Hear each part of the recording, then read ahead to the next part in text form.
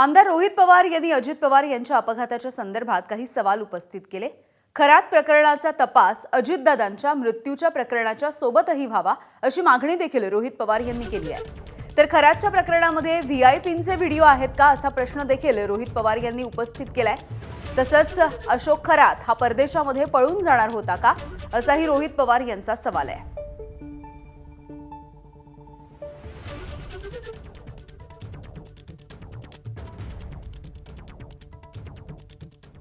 दादांच्या घराबाहेर म्हणजे मुंबई पण आणि बारामती पण तिथं काळी जादूची पूजा ही झाली होती स्पष्टपणे आपल्याला त्या ठिकाणी माहित आहे। त्यामुळे खरात प्रकरणाकडे बघत असताना डिटेलमध्ये जाऊन ह्या ट्रान्झॅक्शनचं मनी लॉन्ड्रिंगचं आणि पैशाचं काय रिलेशन आहे का आणि मग तिथून जर काही किल्ल्या फिरल्या असतील आणि तिथे जर पैशाचं ट्रान्झॅक्शन मोठ्या प्रमाणात वाढलं असेल तर मग कदाचित खरात जर याच्यामध्ये इन्व्हॉल्ड असेल आणि त्याला सांगणारे काही लोक असतील तर मग खरात पैसे घेऊन कुठेतरी भारताच्या बाहेर पळून जाणार असेल जर तो या प्रकरणामध्ये म्हणजे अजितदादांच्या प्रकरणामध्ये अडकलेला असेल।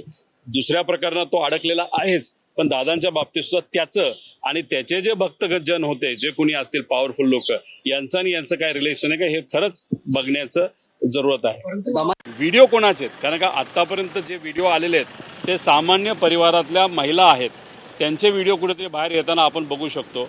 पण मग असे व्हीआयपी आहेत का आम्ही बाहेर काढा असं म्हणणार नाही पण मग अशा चुकीच्या पद्धतीने कोणी जर पूजा अर्चा करत असेल तर पूजा अर्चाच्या मागे जर कुठले तरी हेतू असू शकतो आणि तो कोणाला मारण्याचा असू शकतो कोणाला एखाद्या पदावरनं हटवण्याचा असू शकतो नाही तर कुठलाही तो हेतू सुद्धा समजून तिथे घेतलं पाहिजे। त्यामुळे इन्व्हेस्टिगेशन प्रॉपरली होऊन खरं काय घडलंय हे लोकांसमोर आणणं फार जरुरी। एबीपी माझा उघडा डोळे बघा नीट।